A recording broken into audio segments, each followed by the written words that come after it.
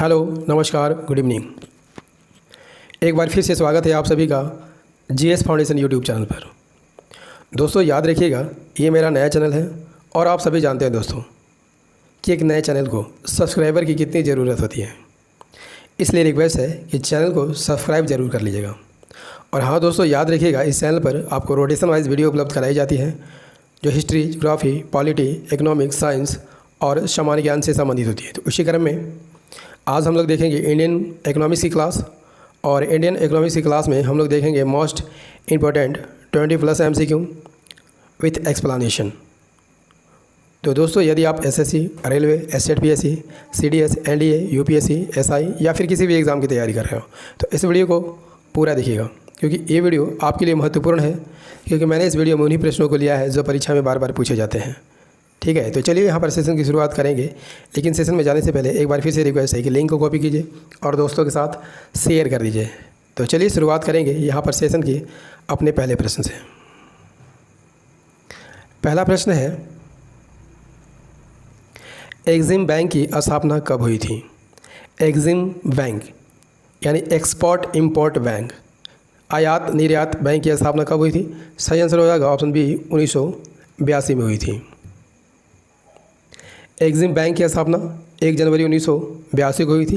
यदि आपसे पूछ ले कि इसका मुख्यालय कहाँ है, इसका मुख्यालय मुंबई में है।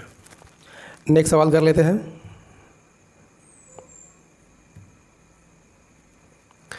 आरबीआई की दूसरी अनुसूची में शामिल बैंकों को क्या कहा जाता है? आरबीआई की दूसरी अनुसूची में शामिल बैंकों को क्या कहा जाता है? तो इसका सही आंसर हो जाएगा ऑप्शन बी, अनुसूचित बैंक कहा जाता है। आरबीआई की दूसरी अनुसूची में शामिल बैंकों को क्या कहा जाता है? अनुसूचित बैंक कहा जाता है। नेक्स्ट सवाल। अगला सवाल है, सिलेक्शन 9 निम्नलिखित में से किस माल की किस्म है? सिलेक्शन 9 किस माल की किस्म है? यहाँ पर सही आंसर हो जाएगा ऑप्शन सी, कॉफ़ी की किस्म है। सिलेक्शन 9 किसकी किस्म है? एक कॉफ़ी की किस्म है। अगला सवाल, फेरा की जगह फेमा ने कब ली थी? फेरा की जगह फेमा ने कब ली थी? सही आंसर हो जाएगा ऑप्शन बी, 1 जून 2000 को ली थी। विदेशी मुद्रा विनियमन अधिनियम यानी फेरा 1 जनवरी 1974 को लागू किया गया था। इसके बाद विदेशी मुद्रा प्रबंधन विधेयक भारत सरकार द्वारा 4 अगस्त 1998 को पेश किया गया था। लेकिन फेरा की जगह फेमा ने कब ली थी? 1 जून 2000 को ली थी। नेक्स्ट सवाल कर लेते हैं।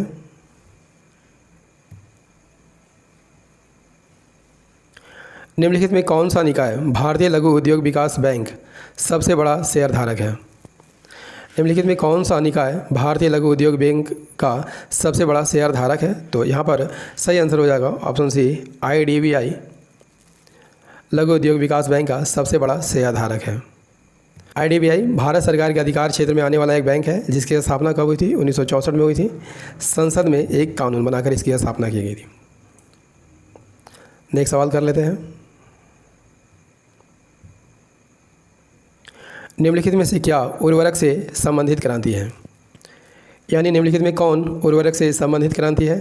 तो यहाँ पर सही आंसर हो जाएगा भूरी क्रांति उर्वरक से संबंधित है। भारत में अनेक क्रांतियाँ हुई हैं। हरित क्रांति खाद्यान्न से संबंधित है। इसी प्रकार श्वेत क्रांति दूध उत्पादन से, नीली मछली उत्पादन से, पीली क्रांति तिलहन उत्पादन से, भूरी क्रांति उर्वरक उत्पादन से, गुलाबी क्रांति मांस के उत्पादन से और टमाटर के उत्पादन से। वहीं पर सुनहरी क्रांति फल के उत्पादन से और रजत क्रांति अंडा के उत्पादन से संबंधित है। दोस्तों ये सभी क्रांतियाँ हैं, नोट कर लीजिएगा और इन सभी से प्रश्न बनते हैं। नेक्स्ट सवाल, भारत में नया प्राइवेट बैंक किस अधिनियम के तहत स्थापित किया जा सकता है? भारत में नया प्राइवेट बैंक किस अधिनियम के तहत स्थापित किया जा सकता है? तो यहाँ सही आंसर हो जाएगा ऑप्शन बी, कंपनी एक्ट 1956 के तहत स्थापित किया जा सकता है। भारत में नया वाणिज्यिक बैंक कंपनी एक्ट 1956 के तहत स्थापित किया जा सकता है। अगला सवाल,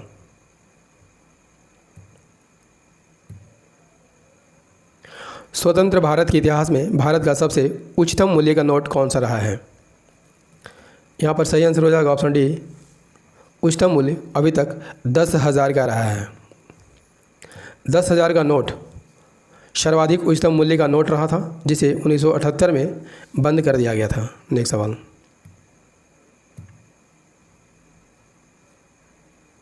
आरबीआई की दूसरी अनुसूची में शामिल बैंकों को क्या कहा जाता है?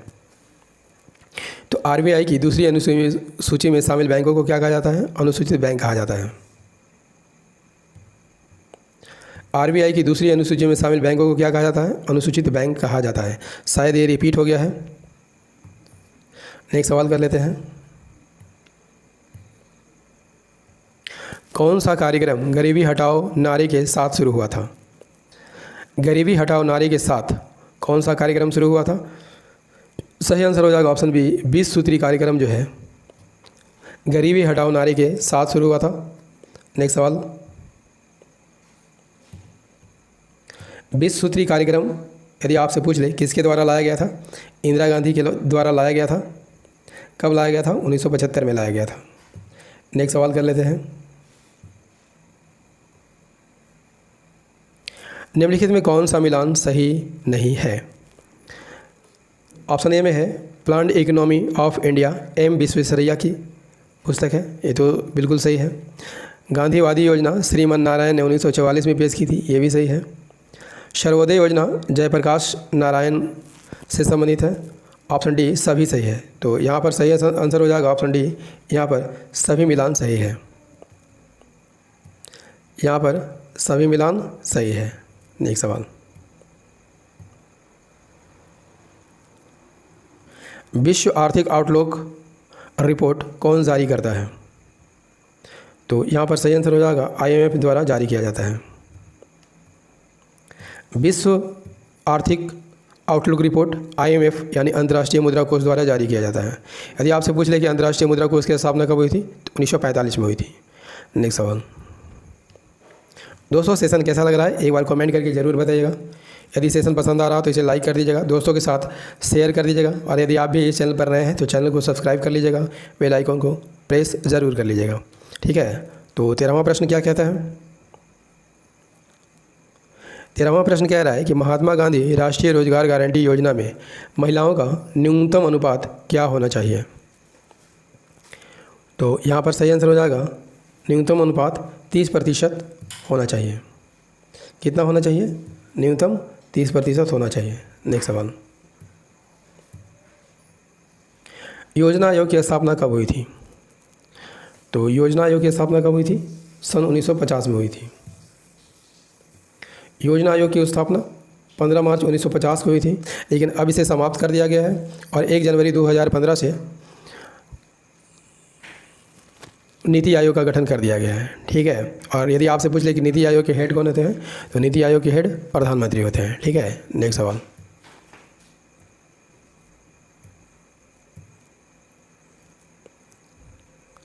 HDFC बैंक की स्थापना कब हुई थी? HDFC बैंक की स्थापना कब हुई थी? तो यहाँ सही आंसर हो जाएगा 1994 में हुई थी। HDFC बैंक की स्थापना कब हुई थी? 1994 में हुई थी। नेक्स्ट सवाल, कौन सा देश बिमस्टेक का सदस्य नहीं है? कौन सा देश बिमस्टेक का सदस्य नहीं है? तो यहाँ पर सही आंसर हो जाएगा चीन बिमस्टेक का सदस्य नहीं है। बिमस्टेक के सदस्य कौन कौन से देश हैं? तो बांग्लादेश, भारत, म्यांमार, श्रीलंका, थाईलैंड, भूटान और नेपाल बिमस्टेक के सदस्य हैं। बिमस्टेक का पूरा यानी फुल फॉर्म क्या है? Bay of Bengal initiative for multi sectoral technical and economic BIMSTEC का फुल फॉर्म है। ठीक है, नेक्स्ट सवाल कर लेते हैं,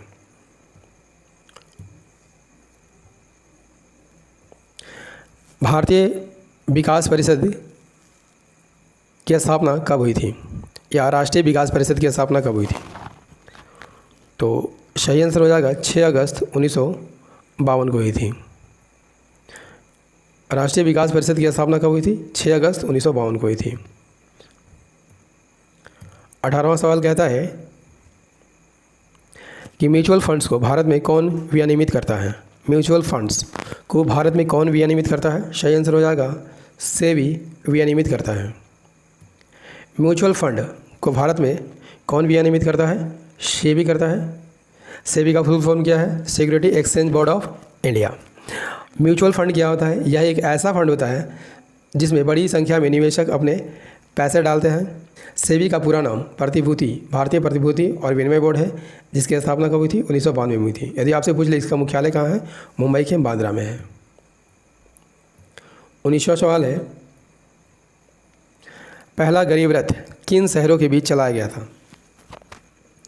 पहला गरीब रथ किन शहरों के बीच चलाया गया था? सही आंसर हो जाएगा ऑप्शन बी, सहरसा से अमृतसर के बीच चलाया गया था।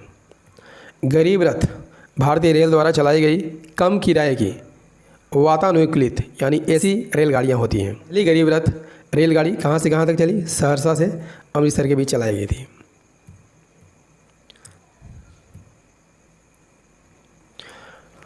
अंतर्राष्ट्रीय वायु परिवहन संघ का मुख्यालय कहाँ है?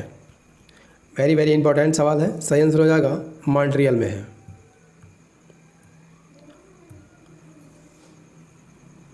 IATA कितने देशों का संगठन है? 120 देशों का संगठन है और इसमें 280 एयरलाइंस का समूह है। IATA की स्थापना कहाँ हुई थी?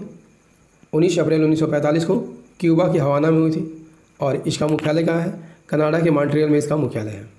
इसका अन्य कार्यालय कहाँ है? स्विट्जरलैंड के जेनेवा में इसका अन्य कार्यालय है। ठीक है। इस सेशन का अंतिम प्रश्न है, आज़ादी के बाद निम्नलिखित में किसने भारत की पहली औद्योगिक नीति विकसित की थी? तो सही आंसर हो जाएगा श्यामा प्रसाद मुखर्जी ने विकसित की थी। आज़ादी के बाद पहली औद्योगिक नीति किसने विकसित की थी? तत्कालीन औद्योगिक मंत्री श्यामा प्रसाद मुखर्जी ने विकसित की थी। दोस्तों सेशन कैसा लगा एक बार कमेंट करके ज़रूर बताइएगा। यदि सेशन पसंद आया हो तो इसे लाइक कर दीजिएगा, दोस्तों के साथ शेयर कर दीजिएगा और यदि आप भी इस चैनल पर नए हैं तो चैनल को सब्सक्राइब कर लीजिएगा, बेल आइकन को ज़रूर प्रेस कर लीजिएगा। तो दोस्तों याद रखिएगा इस चैनल पर आपको रोटेशन वाइज वीडियो उपलब्ध कराई जाती है जो history, geography, polity, economics, science और सामान्य ज्ञान से संबंधित होती है और सभी वीडियो रोटेशन वाइज आती है और रात को 8 बजे देखने को मिलती है। तो मिलते हैं अगले सेशन में। जय हिंद, धन्यवाद।